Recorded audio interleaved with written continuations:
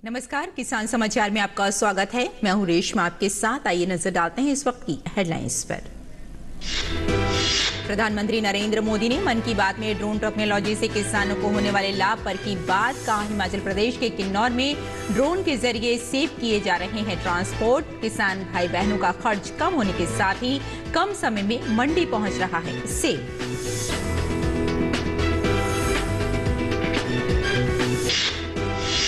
केंद्रीय पशुपालन और डेयरी विभाग ने शनिवार को बेंगलुरु में मनाया राष्ट्रीय दुग्ध दिवस। दुग्ध के क्षेत्र में उत्कृष्ट कार्य हेतु डेयरी किसानों और संगठनों को गोपाल रत्न पुरस्कार से किया गया सम्मानित।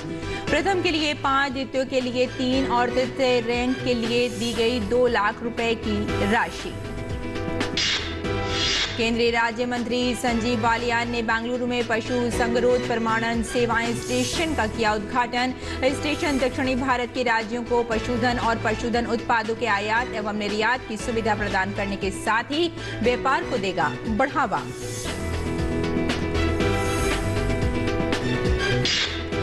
रबी फसलों के क्षेत्र में पिछले वर्ष की तुलना में 24.13 लाख हेक्टेयर की वृद्धि।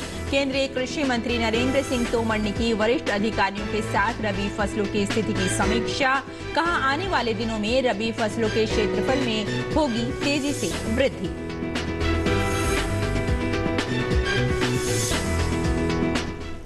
और अब समाचार विस्तार से। प्रधानमंत्री नरेंद्र मोदी ने मन की बात कार्यक्रम में ड्रोन टेक्नोलॉजी से किसानों को हो रहे लाभ के बारे में बात की। उन्होंने कहा कि जब हम टेक्नोलॉजी से जुड़े इनोवेशंस की बात कर रहे हैं तो ड्रोन्स को कैसे भूल सकते हैं। ड्रोन के क्षेत्र में भी भारत तेजी से आगे बढ़ रहा है। कुछ दिनों पहले हमने देखा कि कैसे हिमाचल प्रदेश के किन्नौर में ड्रोन्स के जरिए सेब ट्रांसपोर्ट किए गए। किन्नौर हिमाचल का दूर दराज का जिला है और वहां इस मौसम में भारी बर्फ रहा करती है। इतनी बर्फबारी में किन्नौर का हफ्तों तक राज्य के बाकी हिस्सों से संपर्क बहुत मुश्किल हो जाता है। ऐसे में वहां से सेब का ट्रांसपोर्टेशन भी उतना ही कठिन होता है। अब ड्रोन टेक्नोलॉजी से हिमाचल के स्वादिष्ट किन्नौरी सेब लोगों तक और जल्दी पहुंचने लगेंगे। इससे हमारे किसान भाई बहनों का खर्च कम होगा, सेब समय पर मंडी पहुंच पाएगा, सेब की बर्बादी कम होगी। जब हम टेक्नोलॉजी से जुड़े इनोवेशंस की बात कर रहे हैं तो ड्रोन्स को कैसे भूल सकते हैं। ड्रोन के क्षेत्र में भी भारत तेजी से आगे बढ़ रहा है। कुछ दिनों पहले हमने देखा कि कैसे हिमाचल प्रदेश के किन्नौर में ड्रोन्स के जरिए सेब ट्रांसपोर्ट किए गए। किन्नौर हिमाचल का दूर सुदूर जिला है और वहां इस मौसम में भारी बर्फ रहा करती है। इतनी बर्फबारी में किन्नौर का हफ्तों तक राज्य के बाकी हिस्से से संपर्क बहुत मुश्किल हो जाता है। ऐसे में वहां से सेब का ट्रांसपोर्टेशन भी उतना ही कठिन होता है। अब ड्रोन टेक्नोलॉजी से हिमाचल के स्वादिष्ट किन्नौरी सेब लोगों तक और जल्दी पहुंचने लगेंगे। इससे हमारे किसान भाई बहनों का खर्च कम होगा, सेब समय पर मंडी पहुंच पाएगा, सेब की बर्बादी कम होगी। मत्स्य पालन, पशुपालन और डेयरी मंत्रालय के पशुपालन विभाग ने शनिवार को बेंगलुरु, कर्नाटक में राष्ट्रीय दुग्ध दिवस मनाया। विभाग ने हमरघाटा बेंगलुरु में इस समारोह के हिस्से के रूप में पशु संगरोध प्रमाणन सेवाएं स्टेशन का उद्घाटन किया। यह स्टेशन हाल ही में बनकर तैयार हुआ है और इसका उद्घाटन डॉक्टर संजीव कुमार बालियान, केंद्रीय राज्य मंत्री, मत्स्य पालन, पशुपालन और डेयरी मंत्रालय द्वारा राष्ट्रीय दुग्ध दिवस पर सचिव पशुपालन और डेयरी विभाग, भारत सरकार की उपस्थिति में किया गया। AOQCM बेंगलुरु को अगस्त 2009 में शुरू किया गया था और यह स्टेशन अल्फा 3 कैंपगोड़ा अंतर्राष्ट्रीय हवाई अड्डे, बेंगलुरु, कर्नाटक में हवाई अड्डे के उपग्रह कार्यालय से कार्य कर रहा है। अपनी स्थापना के बाद से इस स्टेशन ने अपने कार्य प्रभार में काफी वृद्धि देखी है और यहां पशुधन उत्पादों की आवाजाही में कई गुना वृद्धि हुई है। हालांकि क्वारंटाइन सुविधा के अभाव में जीवित पशुओं जैसे घोड़े, मवेशी, भेड़, बकरी आदि के आयात को बेंगलुरु में आयात करने की अनुमति नहीं थी।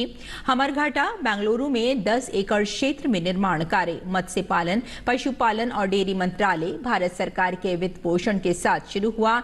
इस कार्य को केंद्रीय लोक निर्माण विभाग बेंगलुरु द्वारा पूर्ण किया गया है। ये स्टेशन अत्याधुनिक भवन और बुनियादी ढांचे के साथ बनकर तैयार हुआ है। बेंगलुरु की परिवेशी जलवायु परिस्थितियों के साथ ये परिकल्पना की गई है कि जलवायु परिस्थितियां अधिकतर जीवित पशुओं के आयात के लिए उपयुक्त होंगी और तब ऐसे आयातित पशुधन को हमरघाटा में क्वारंटाइन स्टेशन पर ठीक से अनुकूलित किया जा सकेगा। ये स्टेशन देश में विशेषकर रूप से दक्षिणी भारत के राज्यों को पशुधन और पशुधन उत्पादों के आयात एवं निर्यात की सुविधा प्रदान करने के साथ ही व्यापार को बढ़ावा देगा। AOQCM स्टेशन नियत समय में पशुधन उत्पादों और पशुधन के आयात के लिए ऑनलाइन स्वीकृति प्रणाली से लैस होगा और स्थानीय अर्थव्यवस्था के लिए परिवर्तनकारी सिद्ध होगा। अगली खबर की ओर बढ़ते हैं। केंद्रीय पशुपालन और डेयरी विभाग ने भारत में श्वेत क्रांति के जनक डॉक्टर वर्गीस कुरियन की 101वीं जयंती के अवसर पर शनिवार को बेंगलुरु में राष्ट्रीय दुग्ध दिवस मनाया। इस आयोजन के दौरान प्रतिष्ठित राष्ट्रीय गोपाल रत्न पुरस्कार 2022 प्रदान किए गए। समारोह के दौरान मुख्य अतिथि केंद्रीय मत्स्य पालन, पशुपालन और डेयरी राज्य मंत्री डॉक्टर संजीव कुमार बालियान ने स्वदेशी मवेशी भैंस की नस्लों को पालने वाले सर्वश्रेष्ठ डेयरी किसानों की श्रेणी के विजेताओं को राष्ट्रीय गोपाल रत्न पुरस्कार प्रदान किए। विजेताओं को नकद पुरस्कार से सम्मानित किया गया। प्रथम रैंक के लिए 5 लाख रुपए, द्वितीय रैंक के लिए 3 लाख और तीसरी रैंक के लिए 2 लाख के साथ प्रत्येक क्षेत्र में मेरिट का प्रमाण पत्र और एक स्मृति चिन्ह भी दिया गया। देसी गाय भैंस की नस्लों को पालने वाला सर्वश्रेष्ठ डेयरी किसान सम्मान 3 श्रेणियों में हरियाणा राज्य के फतेहाबाद के रहने वाले जितेंद्र सिंह, महाराष्ट्र के पुणे के रविशंकर शशिकांत सहस्रबुद्धे और गुजरात के कच्छ के गोयल सोनलबेन नारन को दिया गया। वहीं सर्वश्रेष्ठ कृत्रिम गर्भाधान तकनीशियन श्रेणी में प्रथम पुरस्कार उड़ीसा के बलांगीर के गोपाल राणा को और द्वितीय पुरस्कार राजस्थान के गंगानगर के हरि सिंह और तृतीय पुरस्कार आंध्र प्रदेश के प्रकाशम के माचीपल्ली बसवेया को दिया गया। सर्वश्रेष्ठ डेयरी सहकारी समिति दुग्ध उत्पादक कंपनी डेयरी किसान उत्पादक संगठन की श्रेणी में प्रथम पुरस्कार केरल के वायनाड के मनंतवाड़ी श्रीरो लपटका और सहकरण संगम लिमिटेड को दिया गया, जबकि द्वितीय पुरस्कार कर्नाटक के मांड्या के अरकेरे दुग्ध उत्पादक सहकारी समिति लिमिटेड को दिया गया। वहीं तृतीय पुरस्कार तमिलनाडु के तिरुवरूर के मन्नारगुड़ी MPCS को दिया गया।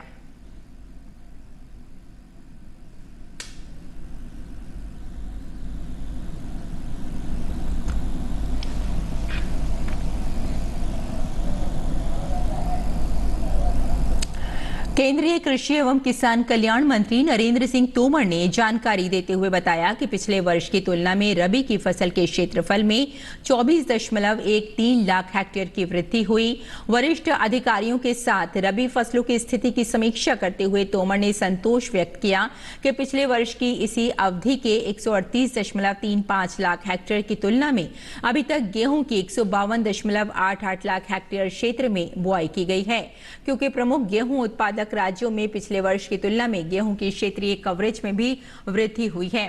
गेहूं के लिए पिछले वर्ष की तुलना में क्षेत्रफल में 14.53 लाख हेक्टेयर की वृद्धि हुई और ये पिछले 4 वर्षों में अब तक सबसे अधिक है। 25 नवंबर 2022 तक रबी फसलों के तहत बुआई का कुल क्षेत्रफल 358.59 लाख हेक्टेयर था, जबकि पिछले वर्ष की इसी अवधि में ये 334.46 लाख हेक्टेयर था। इसी प्रकार रबी क्षेत्र में पिछले वर्ष की तुलना में 24.13 लाख हेक्टेयर की वृद्धि हुई है। तोमर ने आशा जताई कि मिट्टी की नमी की अनुकूल स्थिति, बेहतर जल भंडारण और देश भर में उर्वरकों की सहज उपलब्धता के साथ आने वाले दिनों में रबी फसलों की क्षेत्रीय कवरेज में और तेजी आने और इससे अच्छी रबी फसल होने की उम्मीद की जा सकती है। देश भर की 143 महत्वपूर्ण जलाशयों में वर्तमान जल संग्रहण 149.49 बिलियन क्यूबिक मीटर है, जो पिछले वर्ष की इसी अवधि का 106% था और पिछले 10 वर्षों की इसी अवधि के औसत संग्रहण का 119% है। अधिकांश जिलों में 15 से 21 नवंबर 2022 के दौरान मिट्टी में नमी की स्थिति इसी अवधि के पिछले 7 वर्षों की औसत से अधिक है। रबी सीजन के लिए आवश्यकता अनुरूप पूरे देश में खाद की भी सहज रूप से उपलब्धता है। और केंद्र सरकार देश के अन्नदाताओं की आय को बढ़ाने के लिए प्रयासरत है। इसी कड़ी में उत्तर प्रदेश के आकांक्षी जनपद सोनभद्र में किसानों की आय दोगुनी करने के उद्देश्य से ड्रैगन फ्रूट की खेती की शुरुआत की गई है। ड्रैगन फ्रूट की खेती कम उर्वरा शक्ति वाली जमीनों के साथ ही पानी की बहुत कम खर्चे पर आसानी से की जा सकती है और इसी फल से आय भी खूब है।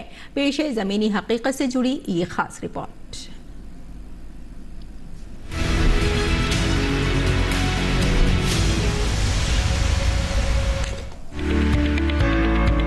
उत्तर प्रदेश के आकांक्षी जनपदों में शामिल सोनभद्र में किसानों की आय दोगुनी करने के उद्देश्य से जिला प्रशासन ने ड्रैगन फ्रूट की खेती का शुभारंभ किया है, ताकि कम पानी और कम उर्वरा शक्ति वाले जमीनों में भी आसानी से इसे उगाकर किसानों की आय बढ़ाई जा सके। प्रशासन ने डिस्ट्रिक्ट मिनरल फंड के सहयोग से इस खेती को बढ़ावा देने के लिए किसानों को आगे आने का आह्वान किया है। जिलाधिकारी चंद्र विजय सिंह ने बताया कि ये काफी पौष्टिक फल है, जिसकी खेती कम उर्वरा शक्ति वाली जमीनों के साथ साथ पानी की बहुत कम खर्च में भी आसानी से की जा सकती है। उन्होंने ये भी बताया कि इसके लिए जिला प्रशासन पूरी तरह से सहयोग भी कर रहा है। देखिए, जनपद सोनभद्र जिस तरीके से यहाँ की जो मिट्टी है कि यहाँ पे बारिश भी कम रहती है, पथरीली मिट्टी है, ड्रैगन फ्रूट है वो काफ़ी न्यूट्रिशियस रहता है और काफ़ी महंगा भी होता है। तो यहाँ के जितने भी किसान हैं, अगर वो इस चीज़ की खेती करते हैं तो आर्थिक रूप से भी काफ़ी मजबूत हो सकते हैं। जिला उद्यान अधिकारी के मुताबिक ड्रैगन फ्रूट की खेती मूलतः दूसरे देश से लाकर की जा रही है। उन्होंने बताया कि कम लागत और इनके फलों की बिक्री काफी महंगी होने के कारण किसानों के लिए काफी लाभकारी है। इसमें जो है माइक्रो न्यूट्रिएंट और तमाम अच्छी चीज़ें जो है विटामिन मिनरल्स इसमें पाया जाता है और इससे जो है एक तो किसान की आय बहुत बेहतरीन हो सकती है। इसे 1 हेक्टेयर में कम से कम 25 से 30 लाख रुपया पर ईयर कमाया जा सकता है फल बेच के। खेती की शुरुआत करने वाले किसानों के अनुसार ये एक बहुत ही महंगी और औषधि खेती है, लेकिन जिला प्रशासन के सहयोग के कारण काफी आसानी से शुरू किया गया है। 1.5 बीघे में करीब पहले साल में ही मान के चलिए कि 25 से 30 हज़ार रुपये पहले साल में ही मतलब लागत काटने के बाद मिल जाता है। दूसरे साल में बढ़ता है और तीसरे चौथे साल में 1.5 बीघे मतलब 1 एकड़ में आपका मतलब 6 लाख रुपए लागत काटने के बाद 6 लाख रुपए इसका प्रॉफिट है। आकांक्षी जिला होने के कारण सोनभद्र जिले के विकास पर केंद्र सरकार का विशेष जोर है। इसी के तहत यहाँ किसानों की आय बढ़ाने की मुहिम के तहत ड्रैगन फ्रूट की खेती को प्रोत्साहित किया जा रहा है। यह खेती किसानों के लिए काफी लाभदायक भी है। ड्रैगन फ्रूट की 1 एकड़ में खेती करीब 6 लाख रुपए की बचत है, जो अन्य फसलों से काफी बेहतर है। Bureau report, DD news. और आइए अब जान लेते हैं देश भर की मंडियों का भाव।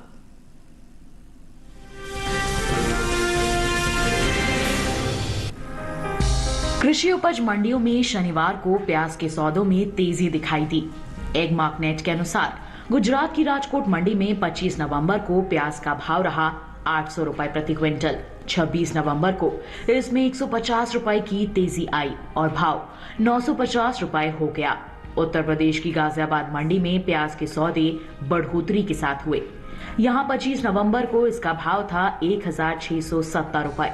26 नवंबर को इसके सौदे में 5 रुपए की मामूली बढ़त हुई और भाव 1675 रुपए प्रति क्विंटल हो गया। राज्य की हाथरस मंडी में 25 नवंबर को प्याज की खरीद 1620 रुपए पर हुई। 26 नवंबर को प्याज का भाव 10 रुपए बढ़कर 1630 रुपए प्रति क्विंटल हो गया। राजस्थान की जयपुर मंडी में भी बढ़त का सिलसिला जारी रहा। 25 नवंबर को यहां प्याज का भाव था 1400 रुपए। जो कि 50 रुपए उछलकर 26 नवंबर को 1450 रुपए प्रति क्विंटल हो गया। बात प्याज की पैदावार की करें तो इस साल घरेलू स्तर पर प्याज की उपज में बम्पर इजाफा देखने को मिल सकता है। कृषि मंत्रालय की ओर से बागवानी फसलों के लिए जारी तीसरे अग्रिम अनुमान के मुताबिक देश में प्याज की उपज बीते साल से ज्यादा होने की उम्मीद है। साल 2021-22 के दौरान प्याज की कुल उपज 3,12,70,000 टन रहने का अनुमान जताया गया है, जबकि बीते साल की समान अवधि के दौरान प्याज की पैदावार 2,66,41,000 टन रही थी।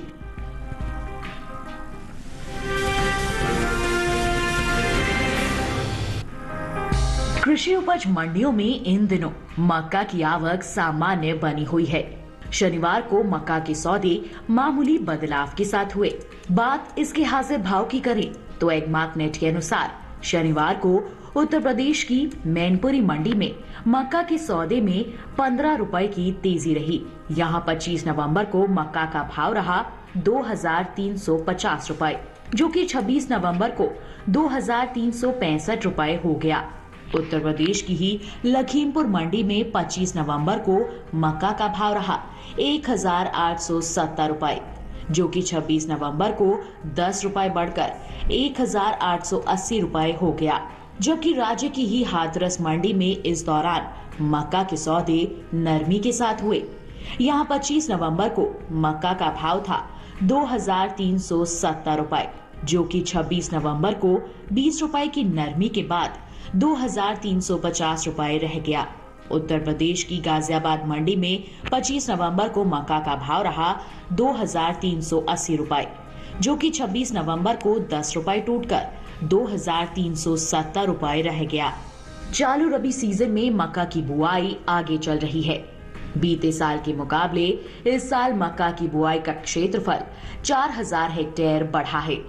कृषि मंत्रालय की ओर से हाल ही में जारी ताजा आंकड़ों के मुताबिक साल 2022-23 के दौरान 14 अक्टूबर तक रबी मक्का की बुआई 36,000 हेक्टेयर में हो चुकी है, जबकि बीते साल इस दौरान रबी मक्का की खेती 32,000 हेक्टेयर में ही हुई थी।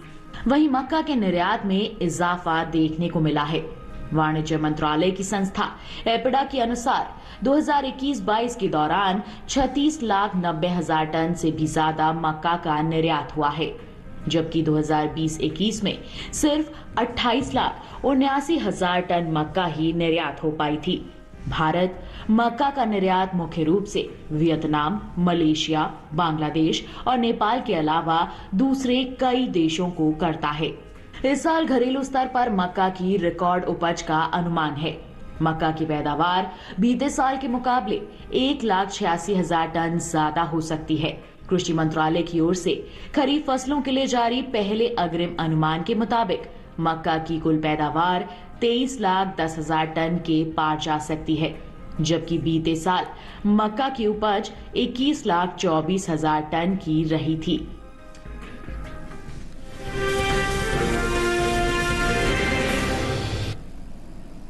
और अब बात करते हैं मौसमी खेती की और जानते हैं कि इस मौसम में किसान कैसे रखें अपनी खेती का ख्याल।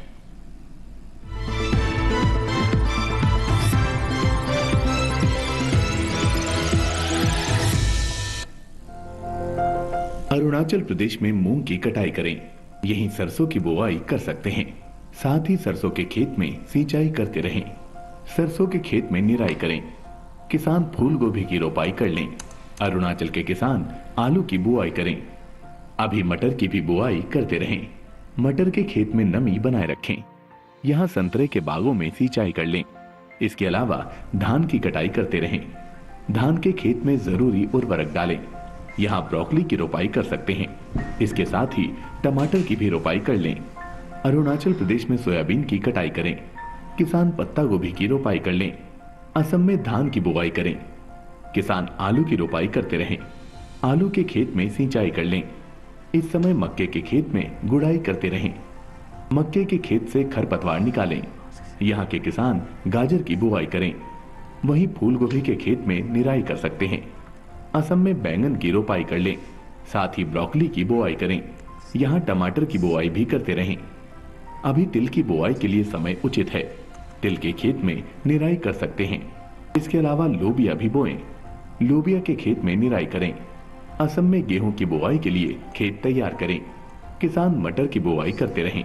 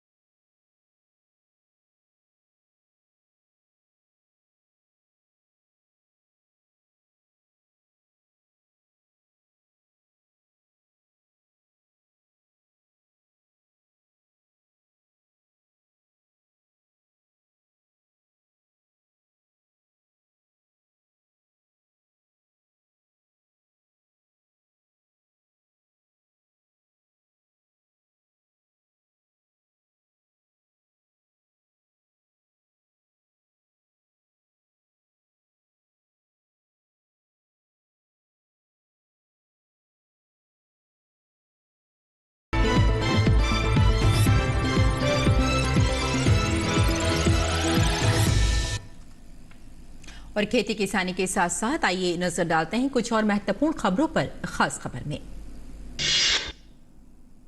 प्रधानमंत्री नरेंद्र मोदी ने मन की बात कार्यक्रम की 95वीं कड़ी में देश विदेश के लोगों के साथ अपने विचार साझा किए। पीएम मोदी ने भारत को G20 की अध्यक्षता मिलने पर इसे देश का गौरव बताया। प्रधानमंत्री नरेंद्र मोदी ने शनिवार को राष्ट्रपति द्रौपदी मुर्मू से राष्ट्रपति भवन में शिष्टाचार मुलाकात की। राष्ट्रपति के औपचारिक ट्विटर हैंडल पर इसकी जानकारी दी गई। गुजरात विधानसभा चुनाव के पहले चरण में अब 3 दिन का समय बाकी है। चुनाव प्रचार के अंतिम दौर में राजनीतिक दलों ने पूरी ताकत झोंक दी है। गुजरात विधानसभा चुनाव को लेकर कांग्रेस और आम आदमी पार्टी भी पूरे जोर शोर से प्रचार कर रही है। गुजरात के अहमदाबाद में भाजपा के वरिष्ठ नेता अनुराग सिंह ठाकुर ने प्रेस वार्ता कर कांग्रेस पर जमकर हमला बोला और प्रधानमंत्री नरेंद्र मोदी सरकार की उपलब्धियां गिनाई। भाजपा के सह प्रभारी आशीष सूद ने दिल्ली में पत्रकार वार्ता को संबोधित किया। उन्होंने आम आदमी पार्टी पर जमकर प्रहार किया। उन्होंने कहा कि अरविंद केजरीवाल और उनकी पार्टी देश में वैक्सीन के संदर्भ में दुष्प्रचार कर रहे थे। दिल्ली में भाजपा के राष्ट्रीय अध्यक्ष जेपी नड्डा वजीरपुर औद्योगिक क्षेत्र में दिल्ली भाजपा के जनसंपर्क अभियान में शामिल हुए। उन्होंने कहा कि आज देश आगे बढ़ रहा है, लेकिन दिल्ली में जो विकास होना चाहिए था वो विकास से वंचित है। दिल्ली के प्रगति मैदान में चल रहे 41वें इंडिया इंटरनेशनल ट्रेड फेयर का रविवार आखिरी दिन। इस बार मेले में प्रतिदिन बड़ी संख्या में प्रदर्शक पहुंचे। मेले में इस बार नई कंपनियां भी नजर आईं। काशी तमिल संगमम में शामिल होने के लिए तमिलनाडु से चौथा जत्था काशी पहुंच चुका है। इस समूह में वाराणसी आ रहे लोगों ने बाबा विश्वनाथ के दर्शन किए। तो किसान समाचार में फिलहाल इतना ही। अनुमति दें। नमस्कार।